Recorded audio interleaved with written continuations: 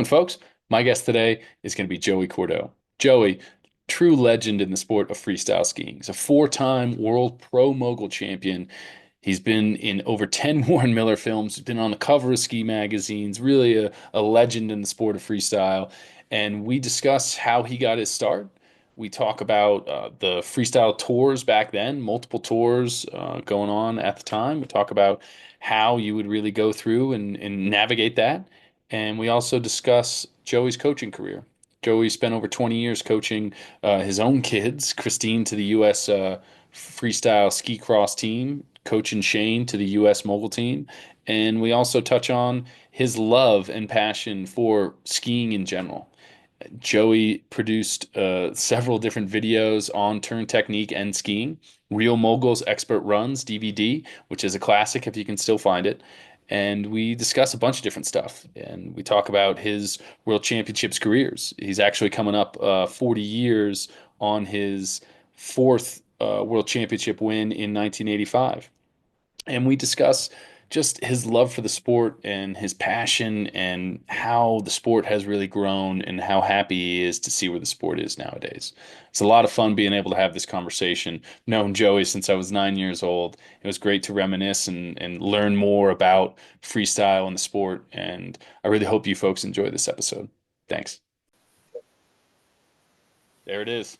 The Awesome. man, the myth, the legend, Joey Cordeau. I really appreciate you coming on. This is gonna be a lot of fun, and I got a really good story to start off with. It was like one of the first times we ever met. So this is my Okay. first year. So this I was is like waiting. you were. Oh, I'm and I sure, appreciate it. dude. I I'm was sure waiting you for were this waiting. one, Bobby. All right. Sounds good, man. So we are in Telluride. So this is Uh-huh. back Intermountain. So this has got to be 2000, I think. It's probably 2000 or like 2001, somewhere in there. Yep. And Yep. meet you and Shane and Tina and Barb are all staying. We're Park City Freestyle, staying at the house, and it was that's back when like Bo Brinkerhoff and Craig Rodman, Sean Smith, Todd Shermer were all kind of doing Park City, and some of the Sun Valley crew like came down all to do. I think we were chasing. We weren't chasing points. I can't. No, it was just an Intermountain event. But needless to say, we're on this course, and I remember it was me and Luke Turkington, and and you're like, hey, listen, boys, if you guys are able to actually like carve and get on the front of the ski, I need to see some ski action. I need to see like the front of the ski carving and working.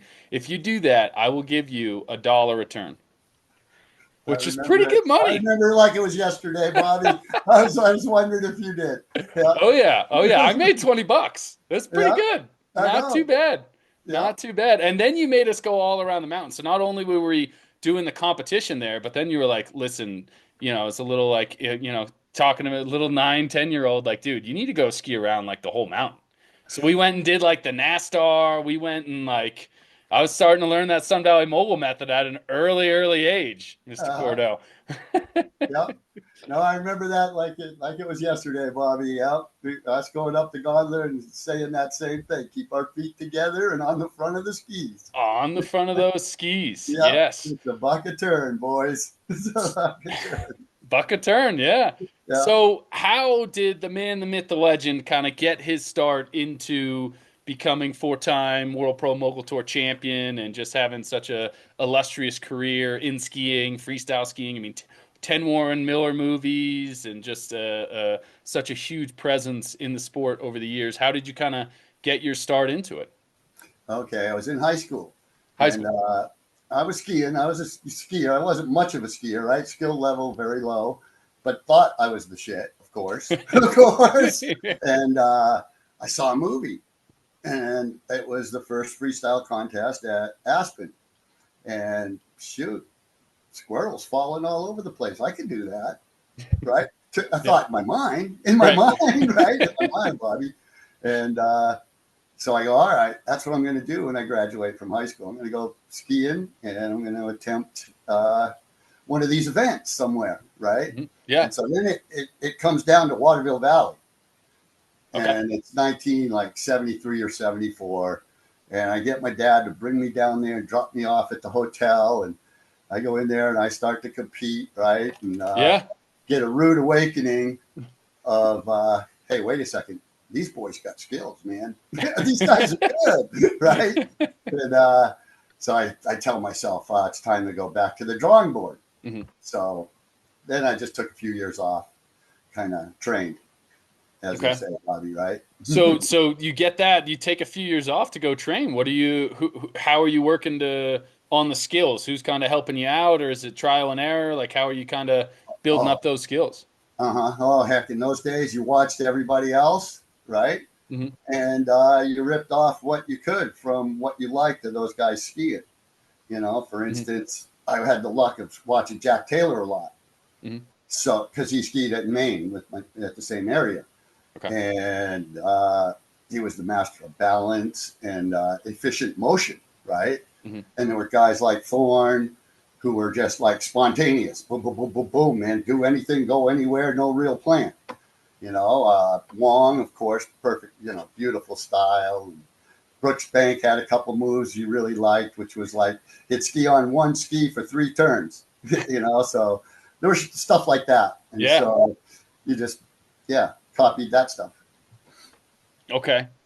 Nice. So then you get, so it's a couple years of trying to hone the skills. And was that just because you were like, man, I'm really far off the pace. I need to get like a few Oh, years to kind of just go in and train and really be able to build that craft up. Because nowadays, I mean, you look at the sport, it's all about competing. People don't take like a couple years to be like, huh, I really got to build things up. It's like 20 events a year. Everybody's always going, going, going nowadays. You know how it is. yeah, yeah, yeah. Once you get it, super good at it, and you're doing that for sure. Mhm. Mhm. But yeah, no, I have to catch up, as they say, right? Yeah, And so I had to get more days than everybody else was getting. So there were gotcha. years I'd ski, 150 days, 3 or 4 years in a row at Mammoth, and travel around to get to skiing. So Gotcha. that's how I did it. I just tried to ski more days, and you know, focused on some different things. Focused on some different stuff. So when did you decide to kind of make the move out from Maine and find your way to Sun Valley? Was that Oh kind of heck, in it was like 3 years in Maine, three and then years in all Maine? my friends go, "We're going to Sun Valley, and if you want to ski moguls, that's your place." I said, "All right, I'm with you guys," and boom, we went out there and spent 50 years there. That's awesome. Yeah. That's Yep. awesome. So Yep. you take some time, you're able to build it up, and then when do you decide like, all right, I feel like my skills, I'm ready to compete with these guys and kind of show everybody what I can do? Yeah, it was about 1976, and there was 2 tours that year, pro tours. One was a Okay. Chevy tour, and the other one was like Midas or something. Okay. And so I went to the Chevy tour, Okay. and which worked out real good. I mean, I didn't win or nothing, but I did get in finals, got a third. Mhm. I was on the verge, so you knew you could do it at that point. Yeah. Yeah. So what was the difference? It kind of, I guess, just fill me in on back in those days. Like, what was the difference between, because you had people skiing World Cup and then you had two or three, the two different pro tours kind of going on. Like, what was into Uh, was it bottom line? I want to make some money. Oh yeah, yeah, yeah. It was a business, Bobby, right? Yeah. I was thinking of it as a business, right? When I first thought about it was, of course, you think you're going to win everything, and you add up all that money, and you go, "Wow, I'm going to make some cash," Right. right? But of course, you're winning everything, Right. Yeah. Yeah. Yeah. which is not possible, right? It's just, so yeah, and oh shoot, kind of lost my trend there, Bobby. Uh, No man. worries. So you're figuring out which tour you kind of go in and go through. Oh, okay, You yeah, pick the that's right. Chevy Okay, tour, that's and you right. have your So it was. first year goes pretty well. Yep, Hmm. yep. So okay, so then the next year, everything fell to pieces again, right? So there's only 3 events Okay. this next year. Hmm. So I do that, and I'm top 10, but still not totally there. Hmm. And that's when the tour kind of went to Europe a little bit in '78 and '79, Okay. and that World Cup wasn't even happening at this point, right, Bobby? Gotcha. Okay. Yeah. Yeah, Yeah. Hmm. yeah. So a funny story is in 1977, we're riding in the gauntlet, Mount St. Anne. And Okay. I'm with Jack Taylor and a few other guys. And Jack looks over at us and he says, "Hey, uh, this is all going to just be mogul skiing in a few years. You just wait." Right. And we all look at him like he was crazy. But man, he predicted it right Yeah. there. Yeah. But, that was quite a moment also. Yeah. Just Yeah. he No, didn't say that. Had some good foresight in what everybody would kind of make their way towards and everything Sure. else. I mean, it took Yep. he was pretty early in his prediction, but it's definitely turned out to be pretty true as you look at those disciplines, right? I mean, ballet is no more after '88 when it didn't kind of get into the Olympics after the exhibition there. It kind of had a slow death. I mean, I think it made its way to pretty much like 2002 or something as just like a World Cup sport, maybe like 2001, and then kind of was done after that, right? Yeah, yeah, and I think had an introductory sport. Maybe it did have one year of that. Maybe I'm Yeah, not sure either, Bobby. Yeah, I'm not sure either on that. yeah. Yeah, but yeah. So and so as it progressed, Mhm. '79 is kind of when the World Cup came into play. Gotcha. Okay. Yeah, and by then it was like no, like I said, I was looking at it like a business. Can I go over to Europe and make the trip even pay for itself at this Right. point, right? Right. Yeah. So I'm going, no, I think I'll just stay here. I'll play around in all these mogul events around here, Hmm. and they'll all come to us as soon as we have the money that they want to get, right? Right. All the American skiers and North American skiers will Hmm. come and compete with us, Right. which was an open event anyway. Sure. Yeah. So that was my theory. Yeah. Yeah, yeah, no, makes sense. I mean, it was good. So what went so then what was it still the two tours? Was it still like the Midas and the Chevy Okay, at tour? this point, Because it then the was like, Saab tour comes into play at some point, right? yes, yeah, yeah, yep, yep. Okay. So, okay, so then Mike Hart and Al Johnson had a thing called American Pro Skiing Body. Okay. And then the Saab guys came in, right, which was Yeah. the Pro Mogul Tour. And so that year we also had two. Yeah. And then before that, Chris Thorne was putting on a tour in like 79 through like 80. He had something going over on the West Coast. And then Mike and those guys had all that stuff going in the Intermountain. And then the Saab tour was all over the country. Gotcha. Okay. Yeah, we started on the East Coast and then we came out West. Yeah. So you had pretty much every weekend where I mean, whenever it kicks off, that you're just traveling around, going to compete on these tours, making some money, kind of getting that business going, right? Because on paper, Yeah. of course, you're winning every event, but life Right. doesn't usually work In my mind, out. Bobby, right? In my mind, I'm winning them all, but yeah. And yeah, yeah, I don't know. Yeah. So as you start to kind of go in and where do you kind of start to hit that groove skiing wise where you really start to figure it out and because you had a couple injuries in there, right? I think you won the first tour in 81. Is that right? Oh, 79. 79 and then you 79, I had an won injury, one. right? Okay. 80. Yeah, Okay. 80, I won another one. And then 81, uh, won the world. Yeah. In 81, won the Saab Tour, which was the car, which was the big prize anyway, right? Yeah, Which no, was, absolutely. yeah. And it's funny, in those days, it wasn't like the internet. You didn't know what was going on. We Right. found out about that Saab Tour 2 weeks before it happened, but just happened to be a flyer somewhere in Ketchum somewhere. It's like, whoa, guess where we're going, guys. Guess where we're going. Yeah. Yeah. That's crazy. Yeah, just on a whim to go. That's cool. That's Yeah. awesome though. Yeah. And what was kind of Sun Valley like and what was those tours or what were those tours like back in the day? I mean, was it like, I've heard like a few stories, are you guys throwing snowballs at the judges? I mean, is hot dog pretty accurate if you're not liking the scores you're getting or how is that going? Do I want to incriminate myself or not? I think enough times passed, Joey. I mean, come on. Yeah. Yeah. All right. Yes, it happened. It's happened, Bobby. Okay. So we're at, it was 82. And we Mhm. were down there in Southern California, Snow Summit, I think it was. Okay. Anyway, uh, we only had three judges. One was from the local mountain, right, and Yeah. I think two were Norval guys. So the thing's progressing, and then all of a sudden, Barb was competing also. So she got, as they say, you know, I got reamed or Yeah. whatever you Yeah. want to Yeah. call it, whatever you Yep. want to Yep. call it. And so I came down, I win, and I go crazy, right? Being stupid. I mean, you feel bad after you do this, right? You feel real bad. So I go crazy, and I get one of the judges going, "What's your problem, dude? You just won." I go, well, I'm watching that guy there. Next time he screws up, I'm going to be all over him, which was the local ski instructor, right? Right. Yeah. And so we kept going. I was going for fifth and sixth because I jumped over the center line in like one of the final runs. Yeah. So I was Okay. going for fifth and sixth. I knew I won, right? And I lost. And I lost. But I knew I won. And so Stan Colby, who got third place, came out with this snowball and just wailed on the guy, right, with the snowball, man. And so I foamed at the mouth a little bit, and cooler heads prevailed. We went down the hill a little more, and I saw the guy getting in a little race course. And so I go, hey, you wait right there, coin on.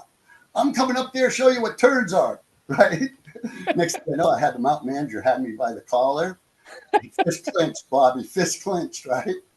He looked at Colby, and Colby says, he goes, you probably feel the opposite of him. And Colby says, no, I'm with him. And so then cooler heads, no one gets hit. And he goes down after that. He goes down that race course, and he wails on this photographer. And so next thing we hear is, watch out for these dudes on the radio, right? They're causing trouble. We were done. It was over. It was over. Yeah. But you always feel terrible after, Bobby, right?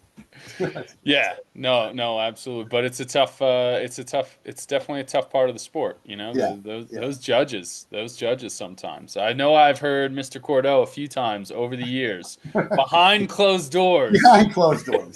Yes. There was a couple times. But you know who taught me how to do that? Who? Scott Brooksbank. Ah, okay. In Mount St. Anne. I watched him climb the tower. I watched him climb the judge's tower. I go, oh my God, that's how you do it. All right. I'm right behind you, Scotty. Climb the tower. Wow, that's some not being happy with the judges. That is Yeah. Mm. Yeah. Crazy. Funny. So when did you kind of get in and do your first Warren Miller film? Because as you know, touched on earlier, I mean, you did a bunch of those. I mean, how did that kind of come about? Were That you established at that point, or were you still kind of no, no? Okay. no. No, first movie I was in was a Dick Barrymore movies. Yeah. My first couple of those, and then a bunch, like you say, about 10 Warren Miller movies. Mm-hmm. But it just started by being, him coming to Sun Valley all the time. Gotcha. And, looking for the guys on the hill that were supposed to be the best. Mm-hmm. So, yeah, that's how it all fell together. And then once you're in, you kind of, get a trip or two, hopefully. Right. No. So I got to go to New Zealand with him. And that's awesome. Other little places. Yeah. Yeah. No, I mean, of those films and the Dick Barrymore films, I mean, those are all like legendary, ski movies, right? Yeah. Yeah. And that basically, it's not that the combination of all of that is what worked for me, was doing the movies, being a good mogul, winning mogul contests, and also modeling, with Dave Steckline and those guys quite a bit. Model with that crew. Which made it all come together and all work, Bobby. Mm-hmm. Yeah. Now, because I remember moving forward a little bit, just so, we'll bounce around a little bit here, but moving forward, like when you came out with Real Mogul's expert runs from the Sun Valley Mogul method, when you created, I still got a couple copies of that DVD laying around. I do have a cameo in there. Oh, Shamrock's got a cameo. Oh yeah, I know. Oh yeah. So building all that out, right? Because and creating in your mind the perfect carve and turn and everything else. It's a lot of years of experience and everything else, and you're constantly kind of working. What are some of those fundamentals to you that if for your ideal turn? Well, number one is a good athletic stance, right, Mm-hmm. Bobby? Good athletic stance, big time edging, right? Getting the ski high up on your edge angles, right? And edge hold, bending the ski, which is bending the ski so it holds, and that way you create a lot of energy across the hill, right? With the skis, shooting across, and that in itself, if you take it down the hill, you go fast. Right? Like say you're projecting your upper body down the mountain when you're doing this, you're going to go. Oh yeah. Yeah, you're going to go. Right? Oh yeah. definitely. Diving for the fall line, let's say. You Right. know? Yeah. Yep. Hmm. No, absolutely. Definitely Yep. diving for the fall So, line and then like that, hands fall, right? You always want those hands leading oh, down the yeah. hill. Yeah. Okay, so a lot of people like to start their kinetic chain at the feet Hmm. of movement, right? It's all about the kinetic chain. Hmm. I like to start mine up here. The pole plant Hmm. initiates everything else that I'm going to do. It seems like to me, right? Right. That's going to make me bend my knees forward into the boots, drive into the tip, rock to the back a little bit, right, Bobby? And then do it all over again. Right. Yeah, No, absolutely. Being able to use the whole ski, right? yeah, Like yep, sometimes, I mean, everybody just thinks you're always right on the tip, the whole like that's not always how it works, right? You got to be able right. to feel You got, feel yeah, that whole thing working there, right? right, right. And okay, so freestyle has also gone through a lot of like, oh, I got to stand up, oh, I got to be compressed, Hmm. right? When Hmm. it's the both. It's in the middle, Hmm. Bobby, to me, Right. right? Now, Yeah. now I'm not sure of this. Maybe you could tell me. Friends of mine are telling me now we got to be compressed again. It's more about being a little more compressed. Is Yeah. that I would say that's pretty that's a little bit kind of lower, a little bit more compressed. I would say for the most part, especially with how much, especially those World Cup courses and everything else, how open, like there's, the lines are a lot more like this than they used to be. There's oh, not much overlap. I mean, it's really, really open, especially when the guys go through. So it's definitely like being able to create a little bit more of that absorption, right? In that position being a little more compressed. I would say most of the field. You still have a few guys. I mean, you can get it done anyway. right. Anyway works. The SVMM obviously will still work today. You guys would still be able to cook any mogul line. Shane, Tina, anybody be able to Yep, get down yep. using that. And that, I mean, that way, I think shows off the ski a little bit more, right? That tall Right. position really, Shane, yeah, especially Well, what my he would do on some of those courses, just absolutely insane. beautiful. But my favorite right now is, of course, Akuma. Oh my goodness. I mean, he takes it. He takes a lot of risk, Bobby. Right, Yeah, a lot of hitting with risk. the tips of his skis. But man, when it's beautiful. It's fun to Gorgeous. watch. It's Yeah, fun to it's watch.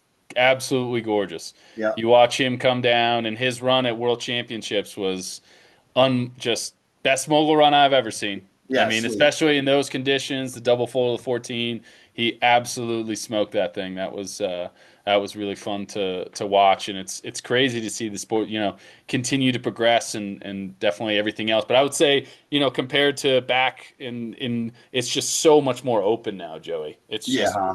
Right. right. So You're right. like it's really hard to kind of be able to get that, especially if you want to be competitive speed wise. Right. I mean, some of those guys are just going so fast, and there's just not enough time.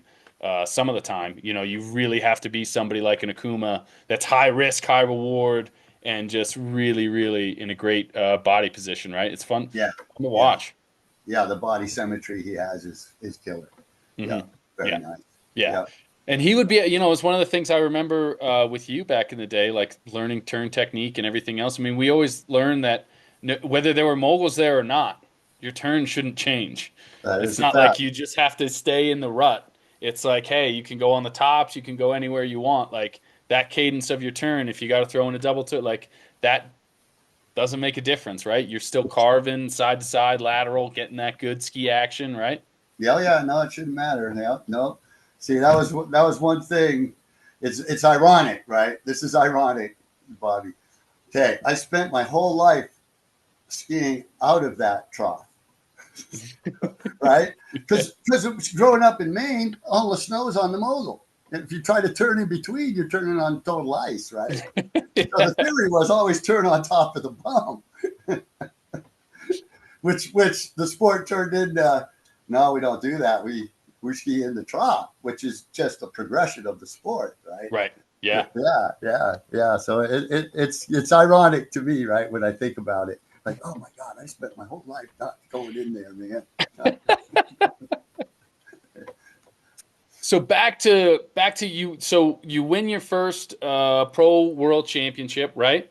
Make some good money, and then you're kind of continuing to roll. What are some of those like setbacks? I mean, obviously in our sport, there's always some injuries and some things that kind of knock you off, and what did you have to kind of deal with? Because I know you had a couple injuries before you came back and won a few more championships there. Oh yeah, we had a the bout with your sciatica and all that good stuff, Bobby. Right? Hmm. Yeah. Other than that, I didn't get hurt that much while I competed. Hmm. But that one was a bad one. I couldn't compete the whole year, pretty much of '82. That was the same year it happened at that same event we were talking about Oh, okay. with the judges thing. Hmm. It happened at that event, so I was a little on edge anyway. Right at that Yeah. point, yeah, No, no, definitely. I could yeah. And see how that how that that took would that happen. takes forever to heal. Hmm. Yeah, yeah. Yeah. Well, I mean, now any bumps and bruises, or are you pretty good? I mean, you've had a pretty long career of cooking bumps. Aches and pains, but we're still good for 2.5 hours. Ah, perfect. There's a Yeah. limit. There's a limit if we want to ski tomorrow. Yeah. That's good foresight you probably didn't have back in the day as you're trying to get the volume to catch up to everybody, right? Oh Now no, it's like, I was skiing 5 hours a day, and who I watched do 2 hours was Jack Taylor. He'd go up there and he'd ski a couple hours, and he'd go home, and I'd go, "What the heck, man? How's he pull this off?" But mhm, he had much better background, right? right. Once you Right. get that background, Yeah. you can bring it back a little quicker. Hmm. Now, is he, so you've mentioned his name a few times. Now, is he one of the people that you would say was really influential and kind of helped you through your career? Someone to kind of model yourself after, and he was in Maine and everything else? Oh yeah, oh yeah, Yeah. yeah. No, he was the main guy. I watched him ski like a lot, Bobby, right? A lot. And the first time was he made like so many turns in a short period. I go, well, that's what I want to do. Yeah, but it took a long time to get there. Yeah, yeah.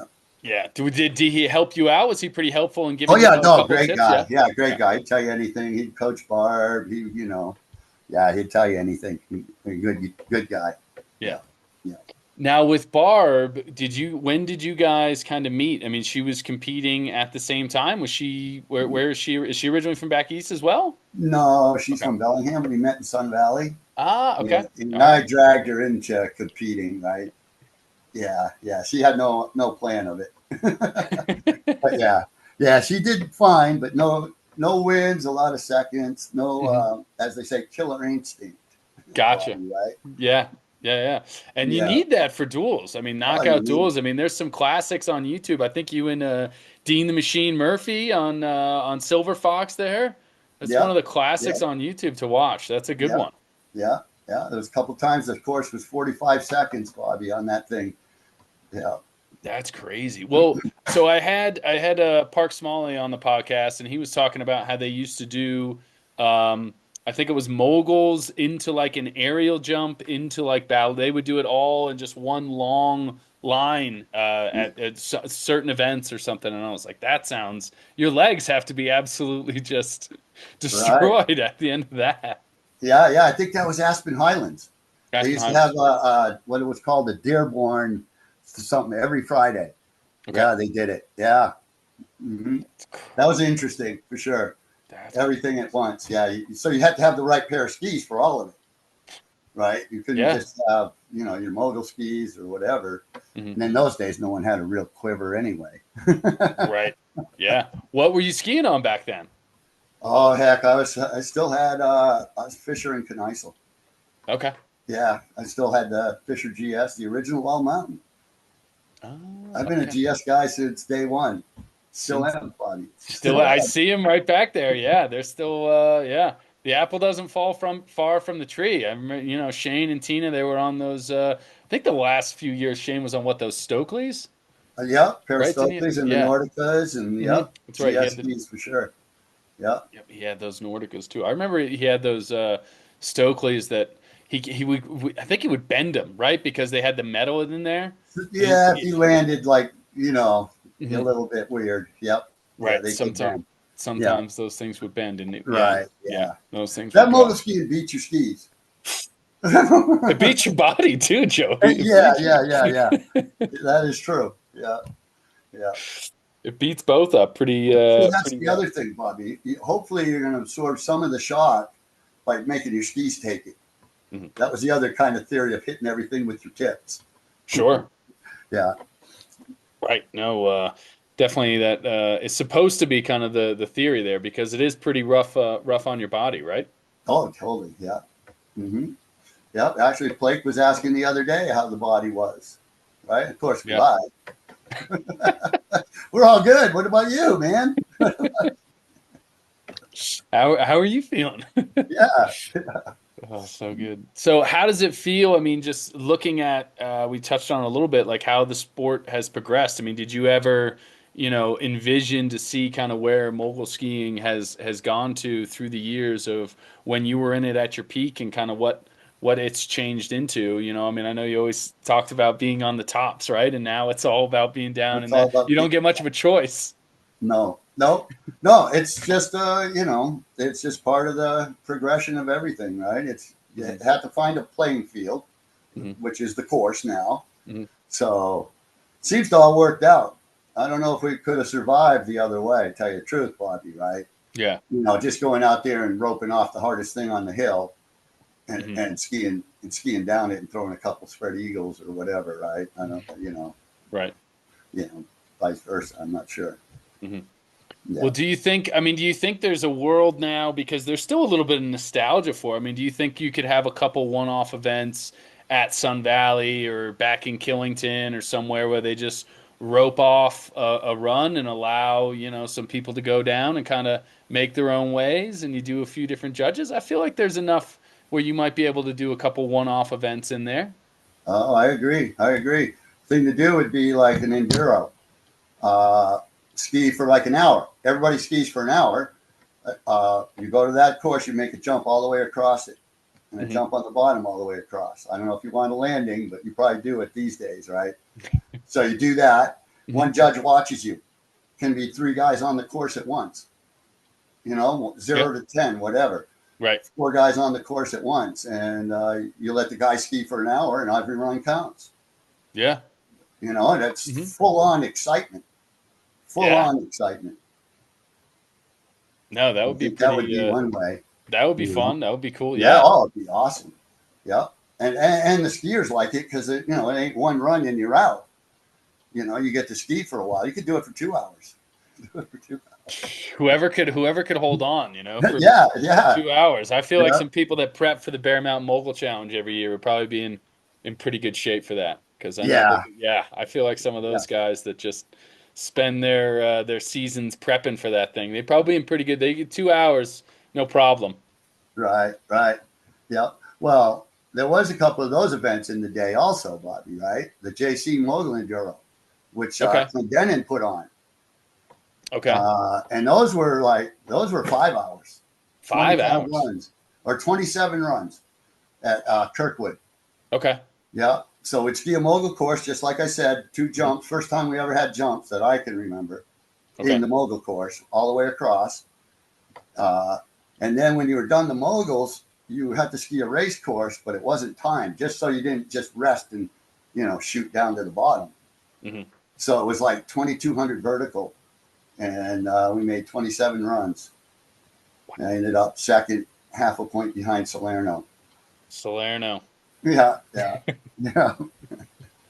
That's crazy. How were your legs feeling after that? We were in shape, and we could do it, and Yeah. you didn't want to ski the next day. To put it that way, Bobby, right? Yeah, it was. But no, at the time, shoot, that's what we did. Hmm. Ski all day. Right. Yeah. Yeah, shotgun start Shotgun start. out So of your skis. crazy. You run your bindings, flip in, skate up the chair, Wow. and keep going around as many times as you can. I mean, that's fun. I mean, that's Oh one yeah, of the oh, it was one big of the fun. aspects, that's it's interesting as you look and it's probably it kind of has to happen as you touched on a little bit earlier, like as our sport continues to progress and grow and survive and I think the skiing's continuing to get better and better. It's obviously different and progressing. The airs are, approaching some insane stuff and is impressive each year over. But one of the things I feel like we start to lose a little bit as it gets like more and more serious is some of the free in freestyle. I mean, shotgun start. You're doing 27 runs, and then back in freestyle days, you're having a bunch of beers and hanging out and getting all the extracurricular things of that freestyle used to entail, right? If you go back, watch Hot Dog, which if anyone hasn't seen Hot Dog, I mean that's it's a much watch in our sport, right? Right. It must be dead if they haven't seen that. Yeah. Oh yeah. Yeah. Now it's a little exaggerated, but basically, basically, Bobby, right? Oh man, we just had a good day today. Let's go. It's time. It's no doubt. Yeah, some good after skiing activities. No, definitely. So, kind of looking over and when after you decided to kind of be done skiing, I mean, I know you coach Tina, coach Shane, and then you kind of start to progress and coach Sun Valley as well. And what were some of your favorite moments in time kind of there going through all those years of coaching? I mean, were you still coaching at all while you were kind of competing? No, not while I competed. Okay. No, no. But I started out at Solitude Oh, really? on weekends, and that Okay. was like late 80s, somewhere, 87, 88. Hmm. And then I think that team finally folded, but it started out there, then dabbled at Sun Valley for a few times, and then ended up being head coach for a while. And those were some of the best times ever. Just like competing, Bobby, right? Yeah. You know Yeah. what I'm saying, man. You get to go skiing with the kids. You're taking them on a trip. They're learning shit left and right, and they're listening to you like you're damn God. Right? As Yeah. long as you've convinced them that you've got the formula to get there, right? Absolutely. Yeah, When they absolutely. start to feel that rebound out of the ski, they're trapped. They're mine, man. Yeah, yeah, yeah, yeah. So no, and it's fun to watch to see the few that do continue on, you Hmm. know, and keep trying. Yeah. Yeah. Hmm. No, absolutely. I mean, it is funny thinking back and just those light bulb moments that you get as an athlete, and you kind of get to see it as a coach, right? Yep. Like as you see that rebound in the ski, or they're starting to feel it work and everything else. And there was a long period of time when you were there in Sun Valley. I mean, the SVMM, right? They had a very specific turn, and you could tell without question, like, oh, that's a Sun Valley skier. You knew for Yep. a long, long time, laundry list that they know how the ski works, and they're not working too hard. Right. The ski's Yep. working hard, but Yep. Yep. they are not. No, no, no doubt, Bobby. Yeah. I was more not teaching the mogul skiing necessarily, but I was, in between the two. I'm teaching skiing, but we love to ski moguls. This is Hmm. our thing, Hmm. you know. Hmm. This is what we do, but we're going to be able to do this too everywhere. Hmm. No, and I think like by far, at least from my just all skiing all around the mountain and everything else, I mean, some of the best skiers I know are all came, through that Sun Valley mogul method. I mean, Shane, Tina, Hanscom through there, unbelievable skier all around the mountain. Trevor Norris carries that on quite well. I mean, that kid Yep. can go ski anywhere and is Yep. fun to watch, knows exactly how to move that thing, and it's fun to go free skiing with those guys and kind of watch them just make it look pretty effortless, right? They're not working too hard. Right. No, no. Watch them. Like the goal of a coach should be to see that kid take it to another level, right? Get better than you. Hmm. So yeah, no, that's it all the way. Like right now, um, we just had the rookie of the year on World Freeride, Toby Rafford. I Oh, don't know if okay. you remember Toby, but Yeah. yeah, he just won. He just got the rookie of the year, third overall for the season. Oh, I didn't Crazy, know that. Bobby. Crazy, Hmm. crazy. Check him out. Okay. Crazy.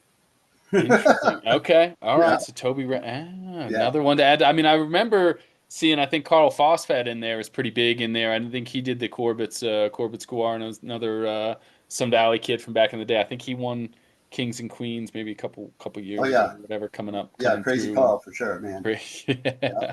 yeah. He started out motor skier too. No, I remember. Yeah. Yeah, No. I definitely remember those days and him starting out and getting through there.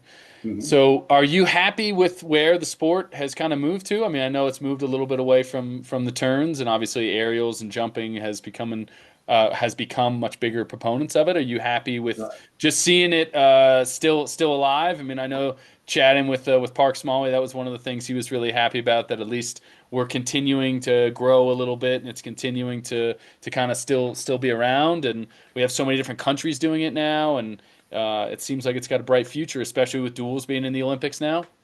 Yep. Yep. No, I think duels is the key right now, man. That way the public can, have an opinion, Bobby, right? I think that guy won or this guy won. It's a lot harder watching singles. Hmm. And the excitement factor of everybody going faster, making mistakes, right? Hmm. Which you want to see the best in the world. I want to watch the best in the world challenged by the course somewhat, Hmm. right? Yeah. And make mistakes and save himself. That's why I like watching alpine racing, Hmm. right? Because they're making mistakes all the time and have to save themselves, which is freestyle also, So Yeah. that's what makes it fun to watch for me. And as the only way it was going to survive is by getting it in the Olympics. Yeah. Really, Bobby. Yeah, no one could dispute that. Yeah, No, absolutely. Yeah. yeah. Yeah. Well, they brought the Pro Tour kind of back. I remember they had bumps and jumps that kind of brought the Pro Tour back. I mean, do you think there's enough space? I know that they've kind of tried. There's been a couple one-offs. Vail had a Pro Tour event. Man, it's probably like 10 years ago now. Maybe not quite. Maybe like 8 years ago or something. They had a It's been a while. Yeah, it's yeah, been a they had a while. pro event, and I know there's been rumor of trying to get something going. It seems like such a big hurdle with the insurance. That seems like a big one to kind of in the Uh, resorts nowadays to kind right, of and make it. especially after this last little suit they got going on right Mhm. now, right up Right. there at Sun Valley, the guy died Oh, I hitting didn't hear the. about that. Yeah, it's a big deal right now. The guy died hitting a snow gun. Oh, So now they're really? saying maybe the pad's not proper protection. But Interesting. yeah, that's a weird one too. Yeah, Yeah. that could screw everybody. Right. Yeah. As far as Pro Tour, I'd love to see it for all you guys that another avenue. Mhm.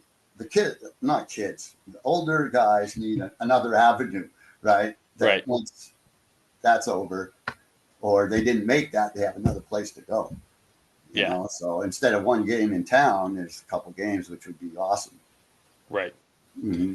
Yeah, no, it'd be great if there could be have that opportunity to go, still be able to kind of make some money and everything else. I mean, that's one of the things I think that gets a little bit tough in our sport. It seems like after the age of, I don't know, 18, 19, they're pretty much like going to college and everything else, right? If they're not on the US team by that point, there's not too many. Like back when I was competing, we had a bunch of guys that were skiing till 25, 27, skiing much older because they were more avenues to the U.S. team and everything else. And I bet you'd probably have a good amount that absolutely love the sport. And if there was 3 or 4 pro mogul events where they could make a little bit of cash and have a little bit of fun, I'm sure that you would have some people that would be willing to put their bodies on the line for the entertainment of the crowd. Uh-huh. Yeah, and there'd be a perfect place to do that. Do another enduro would Hmm. be something like that. Okay, well they do this, we're going to do that. We're going to do an enduro and see what these guys got. Yeah. I think that'd be a good way to introduce that something like that. Hmm. I mean, you should see. You get three guys coming off those jumps, right? Yeah. Like behind each other and stuff, Bobby. It's full excitement, and it's so good. Yeah, it's like watching practice. Okay, so you see all the dudes coming down there, and everybody's jumping, everybody's boom, bang, boom. It's all over the place, right? Oh, yeah, it would be fun to watch. Oh, Fun to yeah. watch. Yeah, yeah. Yeah, I think it'd be exciting for the fans too, right? To Hmm. be able to check out, especially they go somewhere for the weekend and boom, this is, you got to put it right at the bottom. So it's not too hard to get to and everybody can see it through there, right? Like a good enduro there, which Right. make it a good Right. No, you got to do spectator it just spot. like you guys are doing it, more or less. Hmm. I would think. The zipper line Hmm. and the jumps. Hmm. Yeah, and even maybe two courses. That'd be interesting, wouldn't it? Wouldn't There you it? go. Wouldn't it? Yeah. Yeah, All yeah, right, you're over here, you're over there. Just go, you guys, go. You know, at random, right? When you get there, yeah. yeah. That'd be fun. I think you should judge it, Joey. Oh, I do it. I Yeah, think I you do should. it. I think you'd be catching some snowballs though. You'd have to Yeah, watch I don't out. mind. Yeah, I don't mind taking the heat, Bobby. Right? I wouldn't mind. Actually, Dowling did ask me to judge that event that he had, Oh, but really? yeah, I was coaching the kids and I couldn't leave them. You know, Gotcha, gotcha, just like you gotcha. said, right? Some of the best times of your life, dude. Oh, Yeah, absolutely. yeah. Yeah. So I mean, looking back on the sport, I mean, obviously talking about some of the coaching and skiing, like what are some of those favorite times? I mean, obviously you say coaching the kids. Do you have a few moments that really stick out, like competition wise or coaching wise, a few different just kind of memories, or is it just Oh kind no. of being in the van with the kids? Oh no, no, no. There's all kinds, Bobby. Okay, Right? There are okay. all kinds of goals, small goals, right? Hmm. As we say. Hmm. Okay. First was, of course, to win an event. Okay. Next one was like, okay, man, we've been in the movies, of course, right? Do the movies. Now I need to be on the cover of skiing magazine. You know, you're thinking this shit to yourself, Yeah, right? So yeah, and then after that, it's like, okay, uh, now I need a world championship, man. This is no bueno unless I could say, right? hmm, And so, you know, you always, you know, keep that carrot out in front of you, and hopefully you reach those goals. yeah, So it was always that kind of stuff. And then once the coaching came around, it was almost the same, hmm, right? The camaraderie and the whole 9 yards, Bobby, right? yeah, You know, the learning together, right? You know, and when we would learn, we'd just hook up with our buddies and we'd push each other all day. All right, we'd call it a shark attack. You go, I go. You go, I go. You know, right? yeah. And we'd race around, and you know, it was the same with the kids sometimes. All right, you go ahead. You know, and just the whole camaraderie and the whole where you're not thinking about nothing else in the world, right? It's just this is all that matters at this point, and you're totally nothing. You know, there's no noise, there's no Right. garbage around. Yeah. Yeah, there's no noise. Yeah, Yeah. No, that's good when you're just in flow and that's the only thing that matters. You're focusing on I like the shark attack. yeah, yeah. Shark That's pretty attack. fun. Just going Yeah. around, Oh, we had a chasing ball. everybody around. Yeah. Yeah, yeah, we'd have a ball, man. Yeah.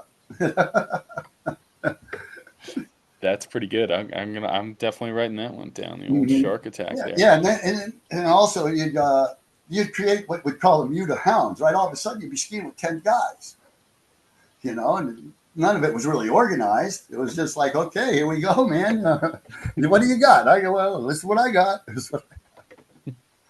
Yeah, Just a posse yeah, exactly. skiing Yeah, around the mountain. yeah, No, that's yeah, yeah. Mute of hounds. a mute of hounds. Like it. And then, I mean, just touching on, I mean, Christine and Shane. I mean, Christine, she made the first U.S. Skier cross team, and Shane had a unbelievable career with the U.S. team, and NORAM champion, skied a bunch of World Cups. I mean, they really they took the SVMM method to heart. Yeah, huh? Yep. Oh yeah, yeah, yeah. No, they were. It was engraved, engraved in their minds, right? They didn't have a choice. Yeah, yeah. Oh man, I think But they yeah. like I say, Shane took it way further than I ever probably could because I wasn't that good at air, Bobby. I wasn't that good at air, man. Yeah. And then Christine just, yeah, being the natural skier, she got to do that skier cross thing, which was fun to see too. Yeah. Yeah. Yeah. Well, Joey, this has been it's been a lot of fun to be able to catch up and talk a little bit of skiing. Is there anything that I'm missing that you want to bring up or you want to mention? Yeah, not really. Not really. Yeah. I think you pretty much covered most of it, Bobby. Yeah. Well, Yeah. this has been great. The man, All the right. myth, the legend. I really appreciate you taking the time and getting to talk a little bit of freestyle and skiing and the legendary career. This has been great to have you on and to be able to chat. Yeah. Yeah. No, thanks, Bobby. But okay, so I'd like to say one more thing though. Now that I'm thinking. Yeah. Um, okay, so when this whole thing started, right, I was Yeah. the one chasing that turn, right, and at Hmm. this point, it's chasing me. right? I'm only as good as my last turn in my mind at this point, Bobby. So It's it chasing makes you it. now. Yeah, exactly. Yeah. So it's chasing me at this point. Yeah. But anyway, that was real fun, Bobby. I appreciate the call. All right. Well, thanks for coming on. Bye, everybody. Yep. See ya.